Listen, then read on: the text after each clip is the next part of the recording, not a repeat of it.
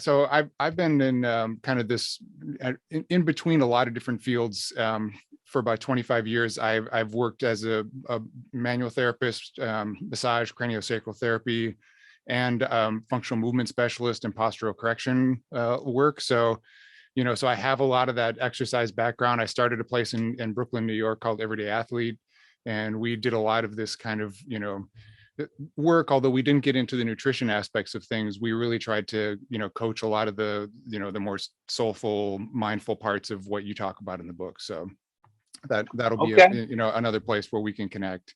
And I've worked with a lot of chronic pain, which tends to be, also related. That's been a big part of my career, and working with trauma as well. So I don't know if you know this, but that's my day job. Is that right? Is managing complex pain syndromes with advanced interventional pain. I've made my entire career on that, actually. Oh, I didn't know that. And it, I can tell you the story whenever it's appropriate, but yeah, go. This idea of freezing the hunger nerve came directly from all this work we're doing, freezing nerves to manage pain. Ah, interesting. So what's the connection between those two with the hunger nerve and pain? Yeah. All right. So I'll back out just a little bit and give you some of my background and how I ended up here. So I'm an interventional radiologist by training. I'm also an obesity medicine physician by training and certification in both of those things. And so I was pursuing those sort of in parallel. And in the interventional radiology life that I have, I use advanced imaging guidance like CT and MRI to get to these pain generators in the body that otherwise are not reachable, right? We can use the guidance to get there, and we use needles to freeze nerves and block pain signal. As we continue to do that, we realize there are a lot of nerves all around the body that people otherwise don't have treatment for, where if we can freeze the signal, for example, if it's carrying the signal from a tumor, we can block that signal. And so on. And so we did years and years and years of work around nerve freezing and what happens to the nerve and so on. And so in parallel, I'm pursuing this obesity medicine certification and career because of all of my experiences watching people fail, right? Yeah, watching that people totally fail. makes sense. And so I became convinced and remain convinced that it's not a mind over matter issue. Yeah. And so for that reason, I became enamored with why exactly do people quit, right? Why is it that they quit? If I'm saying it's not because of a lack of willpower, well, then why is it? Because we would certainly examine this in any other setting. If you came to me with cancer and I gave you a cancer therapy and you quit the therapy, right? And in fact, 100 people came to me and 99 of them quit the therapy. We certainly would take a look at that. And we'd say, why can't people stay on this therapy and get to the end? We certainly would not have you come back to us and we say to you, well, I guess you just don't really want it. You just really don't deep down want to be rid of your cancer, right? We would never say that. So as I began to examine that, the answers are clear. The answers are in the medical literature. It's not a mystery. It's just that the people who generate the medical literature, the scientific research, the evidence, we don't have a $100 million marketing budget, so you don't hear about it, but it's out there. Yeah. So there are a list of things that make people quit. There are a list of things that block people from succeeding. And on that list is hunger. So as I'm freezing nerves, it became clear that there is a nerve that carries that hunger signal from your empty stomach when you go on a diet. And so in order to further prove to the world that this wasn't a mind over matter issue, we froze that nerve and blocked that hunger signal and took away one of the things, hunger, that makes people quit their diet and quit their exercise program. And exactly what we thought was going to happen happened. Number one, nobody was hungry after that. They all reported decreased appetite. They all reported eating less. Overall, they all lost weight. But most importantly, they were able to stick with their program because they didn't have this overwhelming hunger. Right. Which is just one of the things that make you quit. So that was a very long answer to say. No, but the intersection, that's where the intersection came. It came. That's really interesting. In my sort of passion to continue to make the point to the world that these things like this hunger nerve freezing or any of these surgeries, these aren't willpower implantation procedures. Right. These are changes that we make to the body that lead to a different outcome. And it's the thing that I got really drawn into with the book actually is like the sort of health truth 101 is that when you change the brain, or the changes in the brain, whether it's like hormonal, neurochemical, or adaptive, is what really changes your reality, within your body and just the way that you operate basically.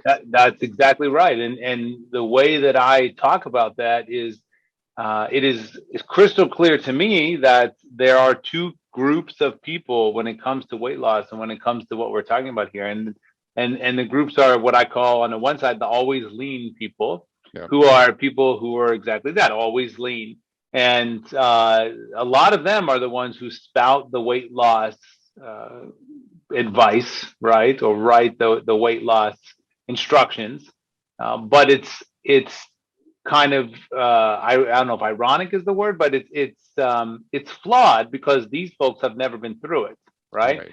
And so then on the other side are the people who are what they call large body people, overweight, or people with obesity, who are trying to make a change, right? And so to your point, the experience that these two groups of people have when they restrict their calories, eat clean, is totally different.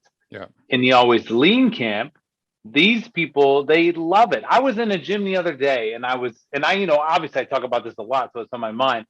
I was in the gym the other day and I saw this guy who had his headphones on, and he was clearly a fit guy, and he was just like smiling and bouncing. And this guy didn't want to be anywhere else. I mean, he was where he wanted to be, and he was feeling joy, and he was loving the day, right?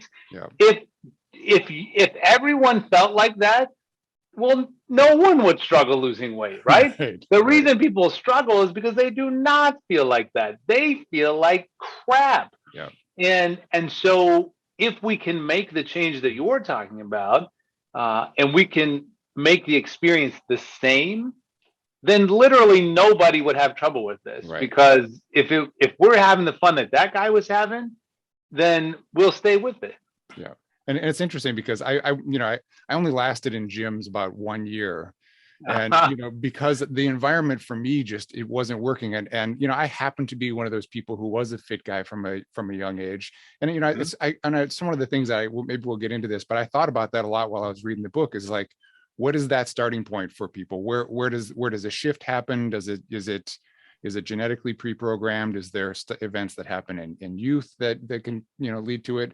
But the people I see in gyms all the time who are trainers training people who are trying to lose weight have no idea what that experience is like, because they were like me. They were fit people. I just happened to get into this field through back pain. So I was very sensitive to the people, because I started having back pain in my teen years, and by my mid 20s it was kind of a mess. So luckily, I didn't put on a lot of weight during that period, but I did put on a little bit, and there was a transformational period where I had to really focus on, this balancing act of how I was exercising, because I couldn't work out super hard sometimes, right? I had to be really careful with that, and then also sort of what I was putting in my body in terms of like recovery and that kind of stuff too, which you get into in the book. So we have this very sort of similar background, and I'm guessing. Most people get really interested in these things because they struggled with something like this in the background. Is that your story too? So it is indeed part of my story, primarily though. So it is. And I also was a member of the always lean population. And embarrassingly, I also lived with that disconnect. And so what I mean by that is I lived with my mom. And my mom was this super strong person who graduated with honors after night school and raised 3 boys. And, she was a strong woman, right? But she just would start diet after diet after diet and fail. So then I get the message from the society that I live in that, well, she's failing because she's weak-willed or doesn't really want it. I promise you she wanted it. And I know she wasn't weak-willed. So I became fascinated with that message, which was so clearly wrong, right? Yeah. There Yeah. must be some other thing that is stopping my mom from making that change. But at the time, I was of the thinking that when I run around the block or eat rice and chicken, like it's not that bad. Like, is it that bad? And I would Right. talk to Right. my mom and I would say, I distinctly remember having a conversation about this once with her. And I said, if I put a gun to your head, could you stay on this diet? And her answer to me was no. And at that moment and leading up to that moment, I realized there is something going on inside my mom that's not happening inside me. Mm. Because if you put a gun to my head and said, "Can you continue to exercise and eat clean?" I'm like, yeah, matter of fact, I kind of enjoy it. It's Yeah. kind of fun, right? Yeah. So that's when I first recognized that disconnect. And then I went through my life and I went to medical school and I started to train and I had some personal things happen to me, like you're saying, that got me off track and I became overweight. But the always lean person thinks, oh, no problem. I know exactly what I'm doing. So you go back to the gym and you realize, oh, so wait a minute. Making the change, crossing back over is a whole different experience. This is not at all what it was when I lived in the always lean camp. This is Yeah. something different, right? Yeah. Yeah. And so when you realize that it's a unique experience and the people who have not felt that are the ones that are giving you your instructions, or worse, shaming and condescending you for not Right. being able to do it, Yeah. then that became my primary reason for getting up in the morning, was to get this message. And that's why I wrote the book, to be honest Yeah. with you. I wrote the book to get that message, and thank you for getting it. It sounds like you Yeah. did, out to the world. I'm already busy. I already have a good job. I didn't do this to make money or get famous. I Yeah. did it I get it. because I want people like my mom to realize there are things inside you that are stopping you, that these fat shamers have never felt. Yeah. And I want you to realize that you've been right all along, and what you've been saying all along is true and has a basis in science. Yeah. Sorry, I'm Yeah. just going to shut this off so it'll stop ringing.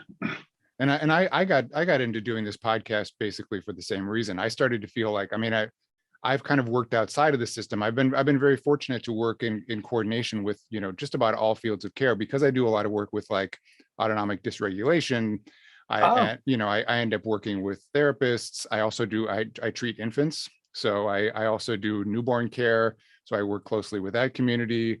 I do a lot of orthopedic challenges. I've sort of oh, so no, that's great. So you're in a and unique dentistry too. position So to see things from different points of view, which yeah. is really the key here. And it sounds like we have a lot in common, actually, because you will also probably understand how this same sort of disconnect happens in patients who have complicated or chronic pain Yeah. syndromes, or maybe Yeah. you've even felt it yourself. I felt it myself, And and made me realize that it can be recovered from as well. And that, I became much more interested in what that process is for people. And I think there's a certain confidence that, like you probably feel at this point, like you've seen how someone can actually recover and change. And so it just, when someone comes in, you're like, let's just figure out what this path looks like for you. And it's different for everybody, obviously, too, depending on what's going on. it's different for everybody. I mean, that just sort of rolled off your tongue there, but it's a very profound statement, right? Yeah. And Yeah. so as we go through the reasons that people fail, and we have already talked about hunger. Now you've sort of mentioned another one, and that is what I call the static schedule, right? Or the program, so to speak, that was made and then applied to the masses, right? But as you just said, everybody is different. Everybody's conditions are different. And so the very setup we have is doomed to fail from the beginning, because we don't take the same dose of medication and just give it to every single Exactly. person, from infants that you mentioned to somebody who's a linebacker, right? So we Right. individualize our therapy. And so this is a systemic thing, an institutionalized thing, but another barrier that we talk about in the book too is this mistake that you make by picking up this static schedule, or this plain schedule. And not only are people different, Jeremy, but even within your own life, the weeks are different. So not only are you and I different, but we're aging. Yes, and we're changing over time. So that's the third thing, right? So it's a constantly changing situation. Work can be long for me today, and if I try to stick to this static schedule that says I'm supposed to go to CrossFit tonight, then I just can't because something unexpected happened at work. This static schedule doesn't adjust for that, right? So then the mistake that all these dieters make is they quit. Right? They say, I'm supposed to be at CrossFit tonight. I can't do it because they're bugging me at work and I'm tired and so on. And so therefore, my reaction is to just quit. And I'll come back some other day, a month down the road on some Monday, and we'll start this again, right? Right. And so what we talk about in the book. I'm sorry, this is going long. But this is exactly where I want to go. So take this into the book because this is kind of where we're at, I think, right? One example or analogy that we draw out in the book when it comes to this is if you were a coin collector. And so if you can imagine being a coin collector and your goal, instead of losing 30 pounds, your goal was to obtain 30 coins, right? Mm-hmm. You would start and you'd collect some coins. You'd have 3 coins or 4 coins or 5 coins. And then let's say that same day happens at work and you're stressed out and you're tired. And on this particular night, you can't go out coin hunting. Yeah. So what would you do at that point? Here's what most people would do. They would keep the 4 or 5 coins that they've already collected. They would go through the couple days that they can't pay attention to coin collecting and then come back on and add to the 4 or 5 and keep going in that fashion, reacting to the changes in their lives until they got to 30. Right. They would not say, oh, I can't go coin collecting tonight, so I will throw out everything that I've done so far and start over on another day until I can collect these 30 coins, in 30 days in a row. Yeah. So I don't know why people have approached this like this, but it's ingrained and we see it over and over and over again. It's just an all or nothing attempt and nobody can ever do it perfectly. And so they always end up with nothing. Right. So let me backtrack for a sec, just to kind of, bring it into the book a little bit. Can you explain? So the name of the book is the Catching Point Transformation. Is that I got the name right? That is it. Yes, thank you. So explain this concept of the catching point. What was it that really kind of made you realize you had this thing that you could kind of focus in on? So so the catching point is that point beyond which you feel like that guy in the gym. The catching point is that point beyond which the experience of what is right now miserable becomes fun. And when people pass through this catching point and their experience changes, they no longer need specific instructions. They no longer need me or maybe you. I'm not sure. I probably still need you. But they're off on their own. They're off on their own because what has changed now is the experience. So the experience becomes something that you wake up in the morning and you want to do. Yeah. And once that becomes the feeling, then it's no longer a struggle to stay on these programs and you're off on your own. So what is that point, right? What is this magical point beyond which you feel like that guy I described in the gym, happy and wanting to be there? Right. And now it gets a little complicated, but it really is, there is a number on it, and the number is 220 Met minutes. But the explanation of that, I'm sure you understand, but for the listeners is complicated. It might be boring and I don't want to lose anybody. So simply said, what it is, it's an exercise capacity. It's the ability to do a specific amount of exercise. So why is that important? Because right now, over a certain amount of time, right? Right, exactly. And so right now people are like, I'm not going to listen to this. Wait, don't click, don't tune out yet, because the reason right now people don't want to hear about exercise is, and at the risk of being repetitive, because right now you hate it because it's a miserable experience. But there's a point beyond which it doesn't feel like that anymore. Right. There's a point beyond which people get addicted to it, right? And everyone knows this about endorphins and so on. Yeah. There's a point beyond which it isn't the way you experience it now. Yeah. And what you can do now is insignificant. No offense to any listener. It is insignificant. If you were emptying a pool, if that was your job, right now, all you have to empty that pool is a Dixie cup. Yeah. And you can't make any significant change in the pool with the exercise capacity that you have now. Right. So that's reason one why it has to change. The most important reason why it has to change is because it changes your experience and then you're off on your own. The second reason it has to change is because what you have now is not enough to make any significant impact. And so it's ridiculous to even try. It's like trying to empty a pool with a Dixie cup. The third reason it has to change is because it's been shown over and over again in the medical literature that at this point, your food preferences will change. The right amount of exercise and exercise capacity will actually change human beings' food preferences, alter them toward healthy choices. Yeah. So I actually wrote down this quote because I thought it was so good, which is that exercise alters food preferences toward healthy foods. Correct. Muscle trains fat to burn more calories. It was Dr. Kaplan. Yeah, I was going to say we have to give credit. That was Lee Kaplan from Harvard who said that, and it is true. And it's a great way. It's a great way to think about it. You know, it's really because I think sometimes, as you were saying, in the beginning, it's like we feel like our will is weak, but really there's a process going on here that we're slowly, shifting. There's an alteration going on through this time period. And I think what you did good in the book too is kind of help people explain that, you have to just understand what that process is and also find the value in the process, like that's right. There's an educational part of it. There's a getting to know yourself part of it. And there's going to be challenges in there, but I think what you're talking about is like really, really sticking with the process, even though you're going to have, these tough days. And because what most people don't realize who are in the diet failure cycle, try, fail 4 days in, try again. What they don't realize is that this point exists, and beyond this point, it doesn't feel like that.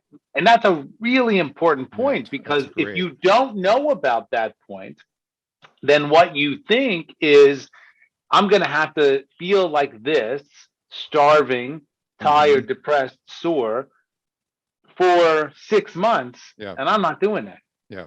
But that's not true. It's the same coaching I do with babies. It's the same coaching I do with parents and babies, oddly enough, because a new parent comes in, and I happen to have two of my own. So I've been through the process. I've also been through the process with, a couple thousand people, is that we think that it's going to be as challenging as it is with feeding and with sleep schedule and all these things as parents, and it's going to go on forever. But I start to break it down for them and say, listen, their tummies are going to really struggle from about 3 weeks to somewhere between 12 to 16 weeks. After that, it gets a little easier. They start wicking more nutrient, they can sleep longer, all these different things, right? It's the same thing that you're talking about, basically. For sure, because those parents feel like they have a life sentence, which causes, it results in desperation, right? And so to have someone inform them that there's a point beyond which you are not going to feel like this anymore, and it's not that far away. Well, I can endure it for that period if there's a point beyond which this is going to change. But unless you've done it once, you don't really, really believe it or know, unless someone tells you. And this is what I'm trying to tell people, right? But here's why this doesn't sell. This is why this idea doesn't sell. And why it's hard to disseminate this, because during that time, prior to reaching the catching point, prior to passing through and changing your experience, you're not likely to lose weight. What's happening during that time is you're changing the machinery of your body into a body that has the capacity to exercise, has a different metabolism that can tolerate decreases in calories. So you're changing the machine And so after that point, you feel different. But up and until that point, you are not likely to lose weight. And so nobody wants to buy that, right? So if you originally bring this idea to a book publisher and you say, you know, I have evidence, scientific evidence that shows me if we can get people to this point, they'll then have fun with this and Right. it'll change the world, right? They will then reply to you and say, well, can we title it Lose 90 Pounds in 90 Days? And no. And they're like, well, we're never going to be able to sell this. I mean, if your idea is you want these people to spend 12, 16, 18 weeks doing something that's not going to get them the results they want in that first 12, 18 weeks, nobody's going to buy that. Yeah. And so it becomes a difficult message to disseminate because that's not clickbait. People don't necessarily, they're looking for a shortcut. And not their fault, by the way, they're looking for a shortcut. Not because they're lazy or so on. It's because we make the shortcuts look so good. Yeah. Right? But if I could draw just one more analogy, Jeremy, to explain this. If the goal instead of losing weight was to race in the Indianapolis 500, right? You might look in your driveway now and have some certain kind of car, right? I have a Chevy Trax. And the first thing I'm going to say to myself is, well, I can't race that Chevy Trax in the Indianapolis 500. So I'm going to have to do something to change the capacity of that car, either change the engine, change the wheels. Yeah. And while I'm doing that, I'm not racing in the Indianapolis 500. I'm changing the car. So I'm really not getting anywhere, it seems. Mm-hmm. But once I get enough oomph into that car, then I'm past that critical point, and now I can do what I want to do, and it's going to be fun. It's the same thing here. The body you have now is not built to withstand these exercise programs and these calorie restrictions. It will be miserable for you, and you are going to fail. If you want to do it a different way, you've got to be able to, and I tell people, who cares? You know how you're going to spend these 12 or 18 weeks if you don't do it my way? By failing, trying and failing. And at the end of 18 weeks, you're going to be right where you are right now anyway. So why not just take the 18 weeks, change your machine, and then the way I joke in the book is then you can take this ninja abs diet or whatever, and you'll be fine with it. It won't be terrible. Yep. You can have fun with it then. But we have to do this upfront stuff first, which is not sexy and it's hard to sell. Which is basically, so what you're talking about with changing the the car is really hormonal, right? You're talking about the hunger hormones, because so that's a lot of it. Yes. If I mean, you started the book with that, and I think that was a good place to start because, excuse me, we're talking about ghrelin and leptin, right? Right. Which is so we have one hormone that becomes changed over a period of time when we sort of, I mean there's a lot of reasons for the hunger hormone to become, you know, it's kind of like the way, you know, if you smoke one cigarette a day and then suddenly that doesn't do anything for you, and then another one and another one, or drinking, your body starts to adapt and need more for the same process. So it's the same thing with our hormones, right? So what we're really trying to do is change that response. The response, exactly. We're trying to change the response. Yes. And so there's a way to do this, and this is, you know, a bit of a process. And I think what people often do, which is what you explain in the book, is they will exercise, and then starve themselves. And that actually makes that hormonal response even worse and makes us even hungrier. Where we need to feed that, you know, sort of fan that flame a little bit to get it to the right place, and that requires, you know, specific types of food, you know, but also when you eat the food, right? Exactly. Jeremy, thank you. That's right. Thank you for understanding that and articulating it so well. You have to eat during this period because you need the parts to change the capacity of your car, right? So you need to eat during this time because you're reorganizing your body to a body that is going to ultimately efficiently burn fuel and be able to exercise and burn calories and not respond with these ghrelin spikes when you resist your calories. So you've got to eat to make that change. And so that is counterintuitive. And again, is one of the great struggles we have is fighting with the people who have the marketing budgets, who by the way are not necessarily trying to help you. They're trying to sell you something so they can buy a nice house, right? But it's so even if we have the science and we have these solutions, it's hard to get them out to the public because of all the noise that is out there. And then on top of that, if the truth that you wish to speak to everyone is, I need 12 or 18 weeks of your life where you're going to not lose weight, right, in order to get you to a place where your experience is different and you're wildly successful, that is going to fall second to the shiny package which says we can get you there in 30 days. right, And even though deep down we all know it's not true, right. we still kind of gravitate towards the latter. So that's why I appreciate you having me on, actually, because it's a platform that you have, and it's a chance to explain to people. And again, it's not, I don't have anything to gain from this. I just want people to understand that you're being led off a cliff. And my mom, I watched her get led off a cliff my whole life. And there, it doesn't have to go that way, and you don't have to fall into these traps. But you have to trust me first. Right. And there's so I mean, if we break this down a little bit, I mean, so one of the things you're focusing on is these, this hunger hormone or this fullness feeling hormone, right? We're trying to balance those pieces. We're including exercise, but sort of progressively, in terms of challenge, but also sort of dynamically challenging the whole body, because on one level, we do need to, increase metabolism. And I think what a lot of people don't realize is that the more active muscle fiber we have, the higher our metabolism is going to be, or the better it's going to be able to burn what we put in or use what we were able to put in. But one of the most, I think one of the most important things that you talk about in the book, that I talk about it all the time. I actually just did a podcast not too long ago called Should I Work Out or Nap? And Nice.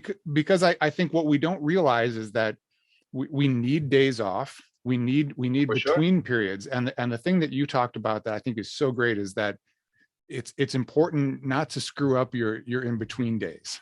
Because that is actually where, I mean, that's the part I connected to the most. And I'm guilty of this too. I mean, so, a couple of things you said was like, no, not drinking sugary drinks and not getting drunk, which, this is also a sugar, right? So we're kind of just throwing off our whole hormonal balance.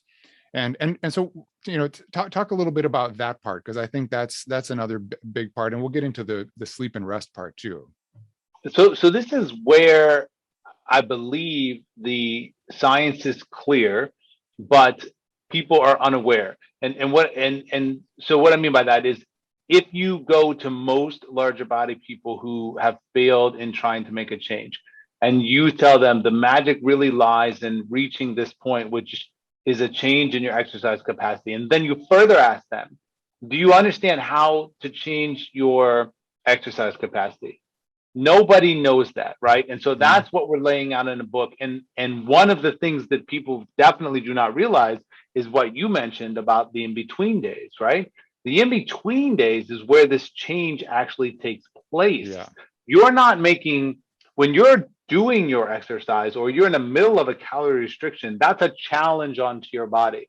And when you desire a change, just like if you went out into the sun, for example, the sun is a challenge to your body. Your body then adapts, and if you're light skinned like I am, and you will deposit more melanin, and you'll get, what everybody calls a tan. But why is that?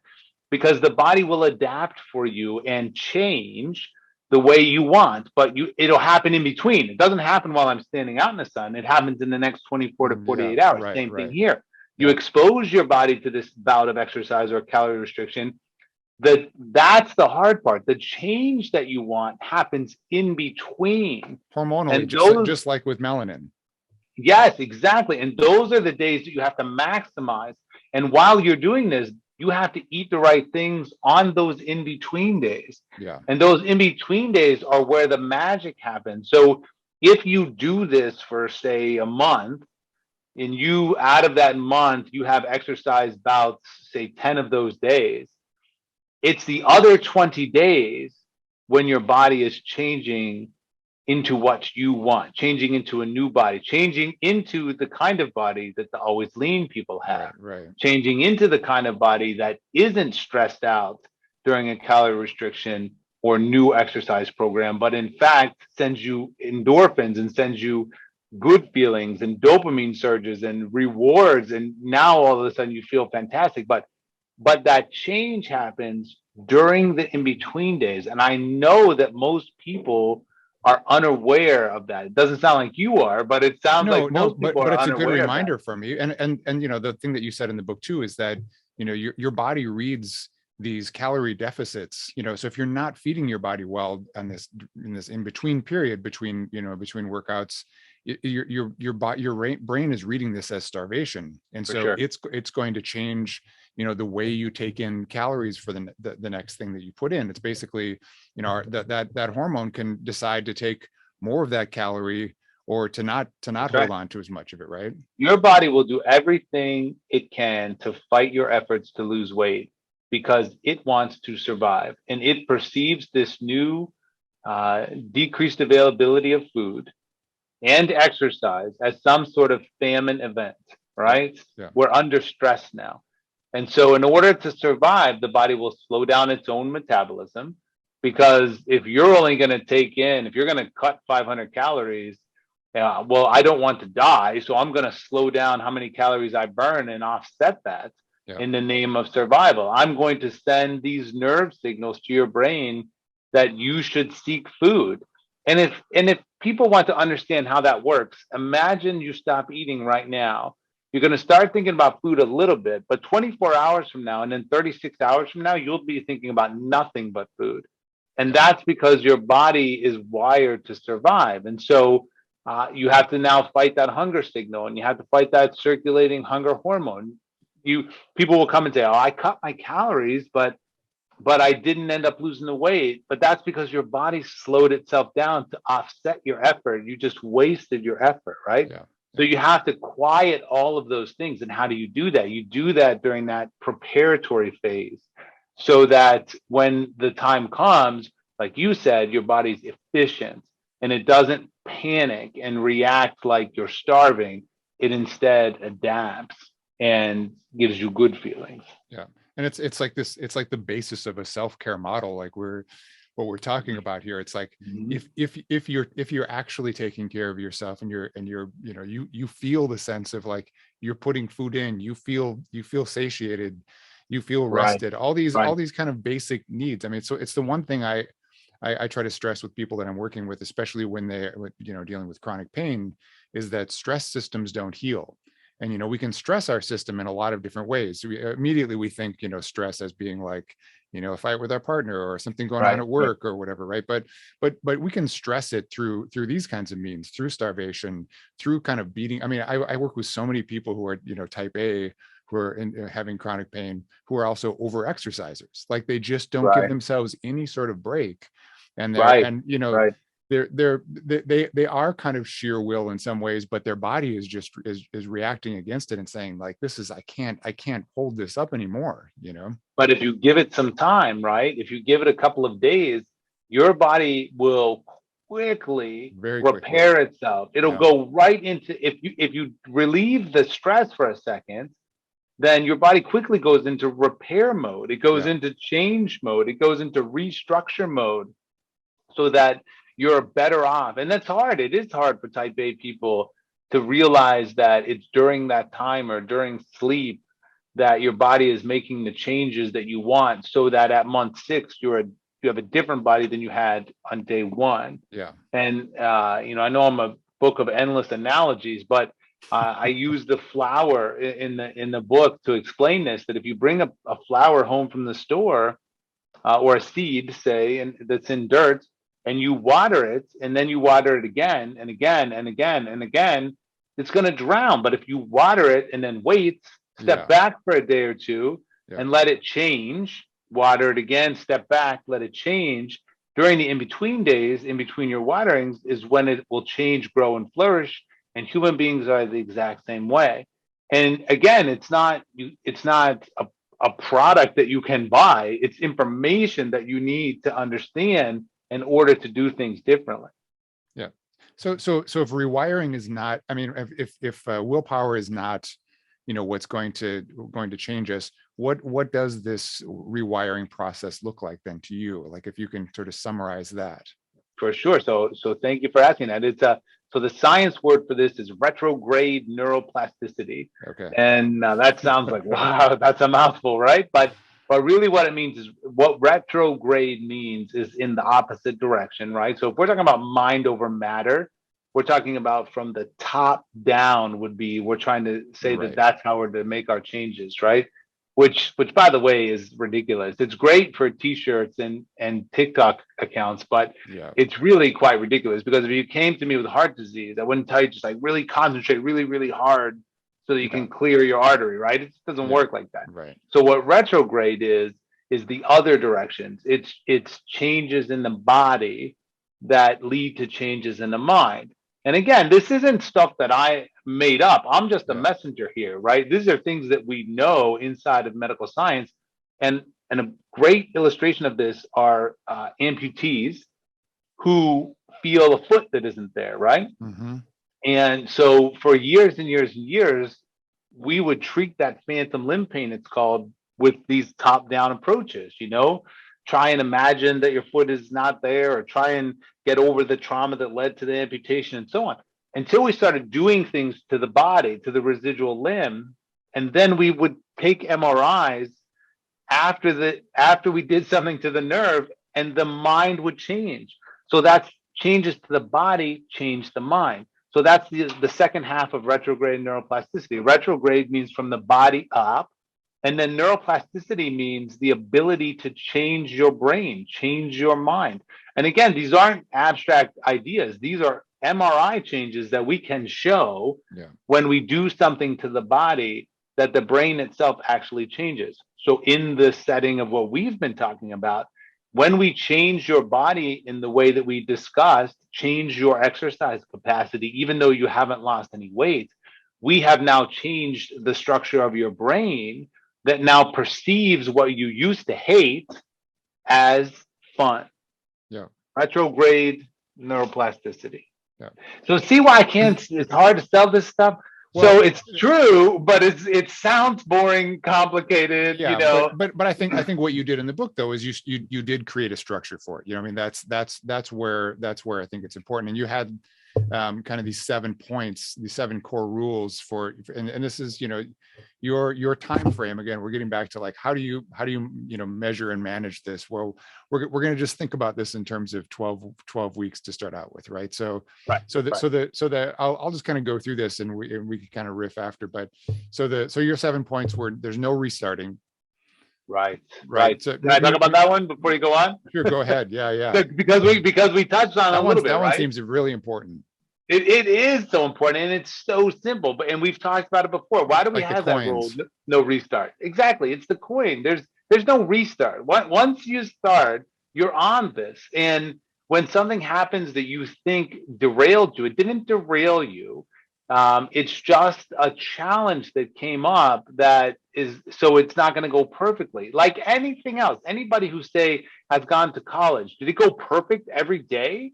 Or did you get a hard teacher and you got sick one day? Of course it didn't go perfect, but you didn't just quit college, right?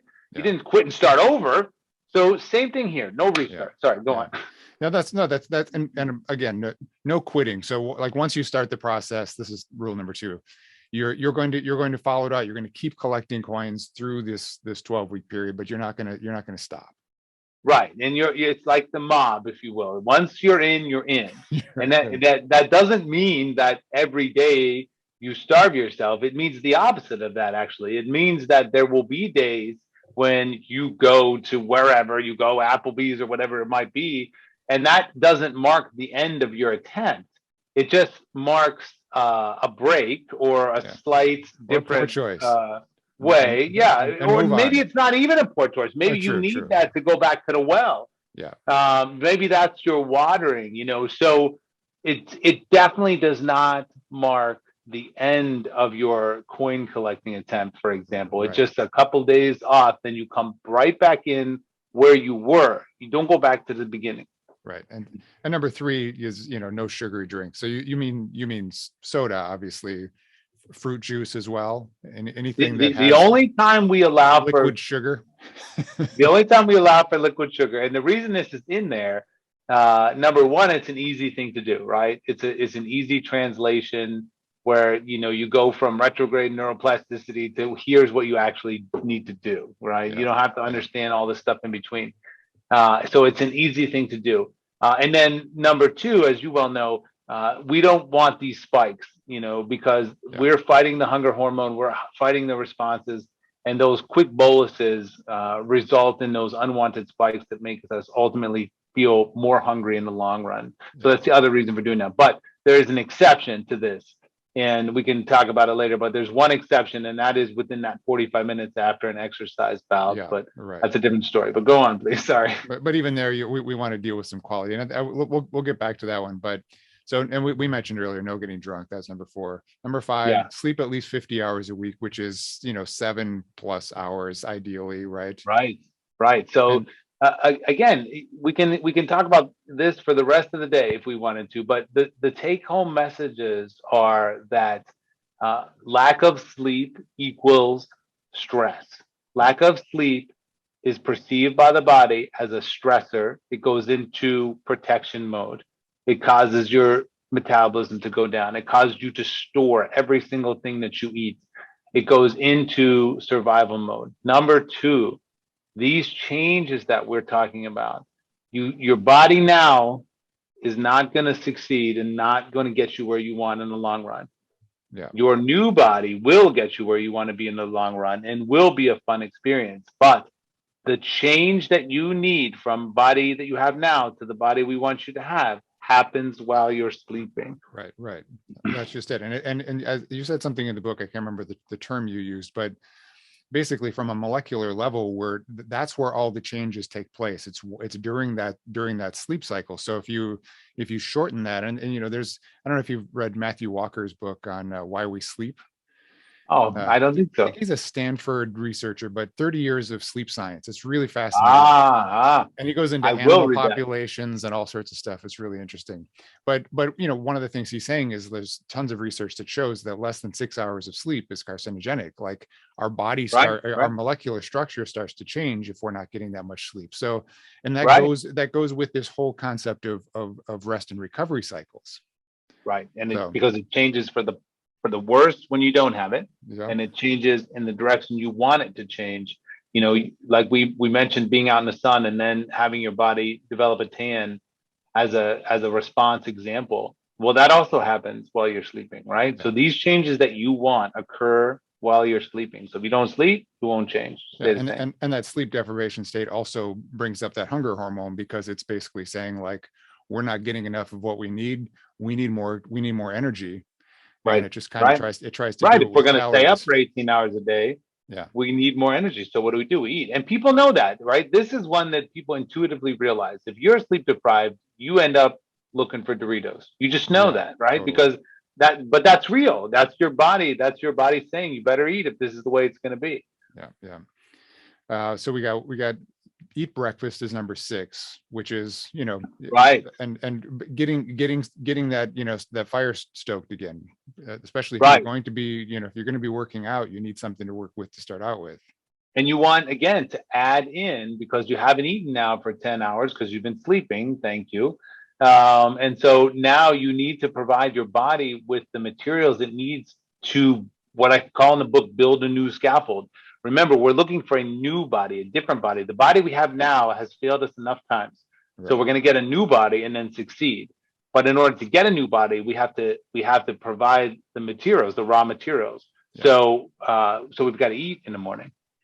And then number 7 was don't sit for more than 45 minutes at a time, which I think is a great rule for just movement in general. I mean, one of the things I try to get people in the mindset of is, especially people who are, have back pain or something, is, we start thinking that, well, we need to, we either need to be exercising harder or strengthening more or pushing a little bit harder. But I find a lot of times with people, it's just like there's sort of an adaptation that happens when you're sitting for long periods of time. Sure. I teach people about the psoas and hip flexors a lot, because I Mm-hmm. show them how those muscles adaptively shorten because they're attached to the inside part of your upper leg and go into your lumbar spine. So when you stand up, that grab that you feel sometimes when you're standing up and you feel like it grabs your lower back, that's just your lower back reacting to the fact that your hip flexors are short. So Right. getting up and moving around really keeps that space in between your legs and your lower spine through the pelvis, and that's what kind of keeps you mobile. But it also is just like, getting some circulation moving and getting that metabolic process moving too. The body is remarkably adaptive, and after 45 minutes, it starts to get the message that we don't need really to do anything, right? We don't need to use these calories efficiently or anything, because we're just going to sit here. So you have to disrupt that message. It's all about inducing change in your body, inducing adaptation in your body, being a calculated strike. The other thing that you added to the book, which of course, because it's my field, I was very happy to see, is that you talked about, sort of some of these recovery things that you can do, which are like, myofascial work, foam rolling, massage, those kinds of things. Because, if you're gonna slowly increase the intensity on your body, you have to sort of understand how that works. And my field happens to be fascia, because that's really what I'm working with a lot of times. The craniosacral system that I'm working with, this neuromembrane system, is connected directly to all the broader fascia of the body. And it's this kind of liquid-based electrical matrix that's kind of the glue that holds the body together. So, it's reactive to our autonomic states, to our fight or flight or our resting states. So you also included in there, which I thought was really great, because I do this pretty much every day, is kind of I think you called it like lying postural rest or something. Right. Which exactly. Is I oftentimes after lunch, I mean, I happen to have a table that I can lay on at work, but I'll after lunch, I'll set my alarm for 20 minutes and just lie down. And in a way, what I'm doing is I'm letting my breathing system reset. I'm letting that food that I put in kind of have time to metabolize, and really just letting my body lengthen after being in whatever position I was working in, because some of my work is kind of more physical in nature. Sometimes I'm sitting for long periods of time. So I just feel like it's such a simple thing to do, but it does give you that I get a little energy after that. Sometimes I'll feel kind of sluggish after lunch. So I just find that period kind of helps me have this like space to feel sluggish, and then I kind of get the energy back. And it's one of the things we describe as an active recovery, but basically what that means for the listeners is, we said that we're going to change to a different body, one that's going to lead us to success. We then said that those changes are going to happen in between. They're going to happen during rest periods, right? That's and particularly sleep. So knowing that's important, but the next step then is, how do you maximize that time? How do you maximize those days when your body's changing? And you do it by accelerating recovery. And we can divide that into active and passive recovery. We talked about eating the right things. That's one way you can accelerate those changes. But now what Jeremy's describing is literally active recovery, a way that you can help accelerate those changes and fan the flames during those in between days, and improve the changes, improve the rate of changes, right? Get there faster. But it's counterintuitive to most people. We're telling you to accelerate your rest, to pay attention to what you eat and how you sleep, and because these are when it changes. This is the opposite of everything else that you see. Everything else you see is focused on restriction and the actual activity, when what you need is almost invisible. It's invisible because it's in between all of that stuff, and we want to refocus you so you can have a different outcome. It's counterintuitive to this like productivity model that we all seem to live with, which is like go, fill up as much space as you can in your day. But really, if you don't make these spaces for rest, the filling up happens that way. I mean, I think what most people are struggling with, what I see a lot of times, is kind of energy-based challenges, that's happening at this hormonal level or neurochemical level because of the depletion that's going on from our behavior, basically. Indeed. And being sometimes, and managing stress. And you talk about mindfulness practice and stuff in here too, and meditation, because we really do need these spacers. I mean, if we're not giving ourselves these spacers, and I talk a lot about autonomic nervous system stuff, and I've got episodes on kind of teaching about it that are just kind of short little 2-minute episodes, because I think people, if they understand what their fight or flight response looks like, or so, in extreme situations it's freeze, obviously, but we're sort of, when we're tapping that hormonal side of the system all the time, that takes up more energy than anything. But doing things that kind of bring up this parasympathetic resting digesting response also helps all the hormones that are going to help us feel good, mentally and emotionally, but also when we get down to like the gut, there's all sorts of things that are going to work and help us get the energy moving to the right place. And that's where I think we tend to fail just as a culture, and for sure we do. I don't always think it's about, as you're saying, like, I don't always think it's about the food or the even the amount of food that people are putting in or the willpower. It's about this part. This is a huge part of it. Right. Amen. And if we can get people to see this, which is heretofore been invisible, then we can make some changes. Yeah. And there's, this is not a diet product. So as you're saying, it's not an easy way. It's not an easy sell, but no, and again, it's information I want people to have. I just want you to understand what is right in front of you, but you don't know about it, right? Yeah. Atkins, for example, right? So Atkins, years ago, he's a doctor, right? He's a cardiologist, and he knew about this idea of taking more energy to digest protein than other things. And he knew this to be a fact, right? He didn't make this up. This was something he took from the medical literature and said, I bet the public would love to know that if you predominantly eat protein, you'll end up losing weight. So he took that information and he put it out there for the public, right? Now, eventually he built a company and all that, but that's all we're doing here. We're just taking information that I bet you wish you knew, and we're putting it in a book for you so you can know. That's it.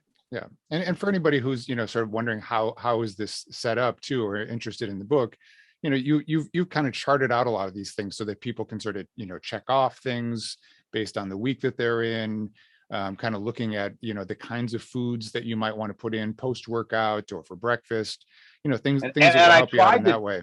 I try to do it in as plain language as possible, because I know as a doctor, your family members, your friends will come to you and just ask you, just explain something to me in plain language. So I try to do it in as conversational language as possible, so that people could understand it. Yeah, and I think that's important. And sometimes we're hungry for some details. I think it's important to maybe know that these hormones are real and what their names are, but ultimately we just need to know what they do. And I thought you did a great job of kind of just getting all that basic information out there. While I mean, I'll tell you what, I tend to treat a lot of people in medical professions, because we are pushing a lot of times, especially over the last couple of years, trying to care for people. And so but then that also leads to these poor cycles of sleep and eating habits and stuff. And so a lot of times I'm just trying to help people get back, as you're talking about, kind of get all this stuff back into balance. And so I feel like this kind of book really just kind of helps you to organize. And then that's the one thing I try to tell people, is that the first part actually is kind of the organizing part, which you've done for people. And then the next part is just the methodical, just going through it and sticking with the program. Right. Well, thanks, Jeremy. I appreciate it. You really explained it well. Thank you. Yeah. Well, I appreciate you doing the work. I know how much these kinds of projects take to put together. So it's a lot. It is a lot. It's a lot. It's a struggle to get it out there. But again, so I've known so many people that I just want to make sure that you understand why you feel the way you feel, so you don't have to feel bad about it or think that somehow you lack willpower or any negative thing that anyone has said about you. There's science that says otherwise. So and I picked it up right away. I get a lot of just having a podcast. I get a lot of things thrown at me where people are trying to sell products or diet plans or whatever, and I could just tell right from the beginning, looking at it, I was like, this is this is something that I think really needs to get out there. And I think it's something that people are struggling with a little bit more right now because of everything we've been through the last couple of years and kind of trying to recover and get some kind of balance. I feel like this is a well-organized thing for anybody who's interested. Well, thank you, Jeremy. I appreciate the time here to get it out there so people can read. Thank you. Thanks for your time, David. Really appreciate it. My pleasure, sir.